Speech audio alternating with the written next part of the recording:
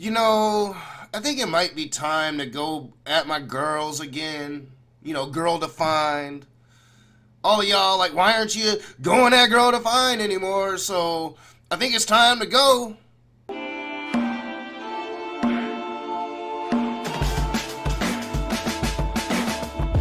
What is up, you heathens and demons, you beautiful, blasphemous people? Welcome back to A Raging Atheist. I'm your boy Nakasuchi, and today we're gonna be looking at Girl Defined, talking about, arguing in marriage and shit, and whether you should fight when you're married or just fight with people, and we're gonna check it out. But first, like always, gonna send a shout out to my patrons. You guys are the shit. I am designing your t-shirt. We'll be revealing that soon. And I can't wait to send it to you guys. I'm excited. I can't wait to have one myself. For $1 a month, you can become a patron and see all of my videos before they go on YouTube, and see some behind the scenes with me and my daughter, just me being a dad. So if you want to become a patron, link is in the description below. Alright, y'all, let's just get right into it because it's been so long. Like, I haven't seen my girls. I need to see my girls. What's up, guys? What's up, it's Bethany and Kristen, and I am so stinking excited about this topic. It's something that is on my mind a lot. I think being married, like, now just a little over a year. Still newlywed. Still newlywed. I feel like it's a topic that comes up all the time. Like, people are constantly talking about, like, okay, when you're first married, like, disagreements, arguments, fights. And the most common thing that I hear is like, okay, when you fight in marriage, when you have that knockdown, drag out. And I'm just like, what is this about? It's been just too long. Like, I miss my girl Bethany, and I know that, she's all married now and pregnant, but it's just been too long since I heard her ridiculous shit. Like, you don't know what it's about. Like, people fight. I'm sure you've been in disagreements with people throughout your life. You can pretend like you haven't, but that's just human nature. But you don't think it's human nature, do you? You think it's sin.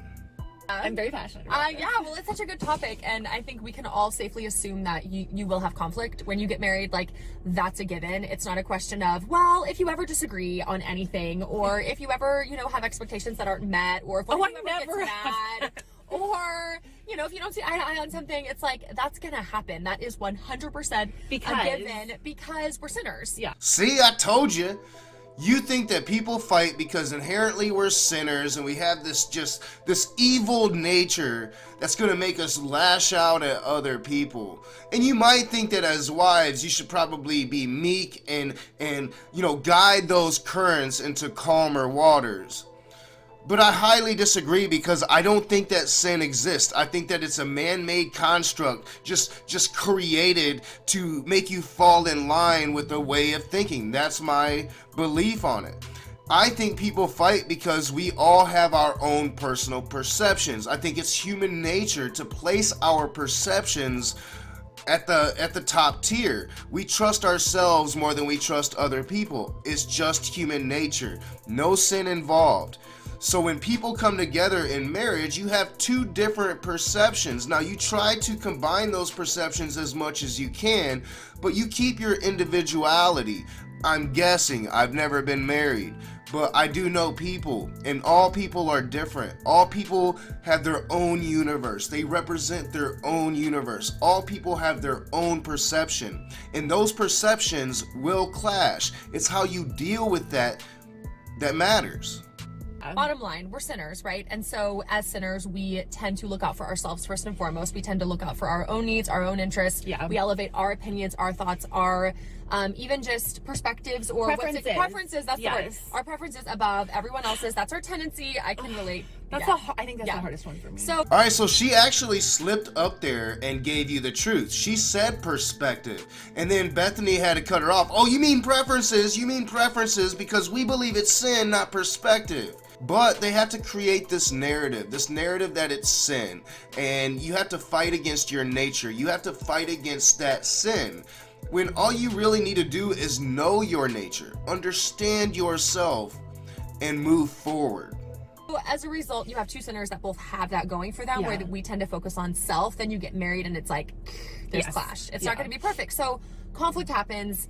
then what? Yeah. So we have all these options Yeah. of like, people say fight fair, people say, you know, they have different methods of fighting, Yeah. or like conflict I feel like resolution. it's mostly referred to as fighting, and I'm not the biggest fan of that, because fighting to me comes across as like, okay, it's gonna be a fight, like who's gonna win, or like fighting fair. I've never heard that term used anywhere else in life in a positive way, and I don't really see it in the Bible. So You don't see it in the Bible, doesn't matter.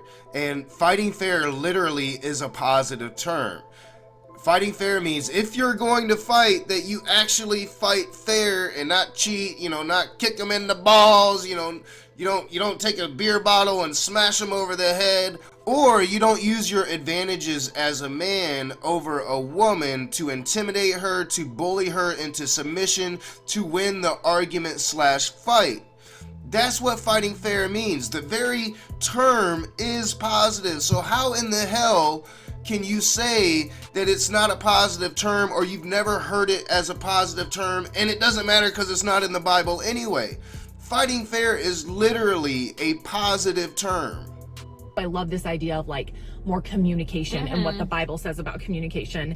Yeah, and I think that's the bottom line, is there will be conflict, there will be things where you have to resolve, like you have to work through it. Yeah. And what are you going to do? How are you going to do that? And is there a biblical way to do that? We don't do that perfectly, but I think We're seeking to. there's things that we've learned that have helped us kind of go around, like not the fighting method, but actually communicating about really, really hard things in a really healthy biblical way. You know, I'm not really sure that the Bible would be good for conflict resolution. Like, you know, are you gonna try to do what God does? like if you get in an argument, are you gonna, you know, try to drown your husband because, you know, God did the flood to punish the world? That's, you know, God's conflict resolution was to drown everybody. You know, or like say you catch your husband looking at another woman, right? And you go home and you gouge his eye out. I mean, is that gonna be your conflict resolution you get from the fucking Bible?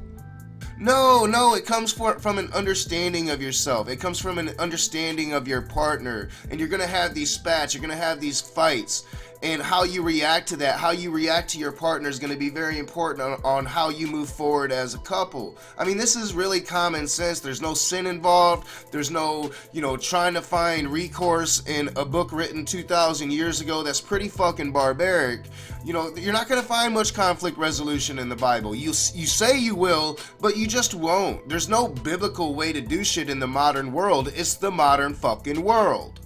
And I think the reason I think this is so relevant for no matter which season you're in is because we are all kind of given, in a sense, in life, tools that are in our tool belt. So depending on the family that we grew up in, we may have seen parents who they really did fight. They yelled a lot. They communicated in very unhealthy, unbiblical ways. And we may go into marriage thinking like, okay, that's all I know, or I don't want that, so I'm going to try to do something else. Or maybe we had a really healthy view of communication from what we saw. So no matter where we're coming, you know, into marriage from, or how we're interacting in relationships, we're all coming with a set of like, this is what I know. I mean, actually, I would think that coming from a biblical point of view, like if the husband is yelling and screaming and dominating, that would be very biblical, because back then that's what they fucking did, right? Like the husband was, you know, the god of the household. You're talking about a biblical way, and we're talking about when women were second-class citizens and basically had no rights, you know, like, so I would think that unhealthy thing that you just talked about would have been more the biblical way than some soft-ass, oh, honey, do whatever you want bullshit. The way you've seen it done doesn't have to be the way it has to continue to be done. Exactly. So even if you've never seen a healthy form of communication, whether you're single or married, you don't have to continue that pattern with God's help working in us. The Holy Spirit changing us as we learn truth, as we learn how to communicate and resolve conflict biblically, graciously, in a more selfless way, then we can set a new pattern as we walk into our future relationship. See, all that bullshit right there was just a bunch of word salad. It meant nothing. If you want to have some conflict resolution with your partner, there's one thing you need to do, and that is communicate honestly. You know, I've had this issue in the past, and it's probably why I'm single at 42 and never been married. But as you live, you do get life experience, and especially, you know, I've had plenty of life experiences. So I have learned mistake after mistake, and it's pretty easy to see that if you really want to make it to work, and I think most successful marriages would tell you, is like you just have to communicate with each other. That's how you get through these conflicts. Don't hold it in, don't hold a grudge, don't go to bed mad. That's something that my dad always said. Don't go to bed angry. And I don't know, like Kristen's looking a little rough through this whole video. It looked like maybe her husband and her have been fighting. You know, she ain't her normal put together self. I'm just gonna put it that way, and I'm not picking on her. This is probably hitting her personally. She's probably struggling with this. She's probably trying to find resolution in the Bible. You know, I'm purely speculating here, but usually we do things because, you know, we're thinking about them at the time. But this whole notion like we're sinners and we're just really bad people and that's why we fight with each other, I just reject that. And I wish that you would too, because I don't really think you can see the source of why that happens if you think that it's this inherent sin within you. No, it's your personality. It's who you are. It's your own perspective clashing with another. You've got to try to empathize with that other perspective. Somehow, some way, try to get inside that other perspective, have some understanding, and come to a middle ground. But what do I know? I'm just a raging atheist. If you like my videos, hit the thumbs up, subscribe, share me on your social media, comment in the comment section below, hit that bell so you're notified every single time I make a new video or do a new live stream. And as always, I'll see you soon.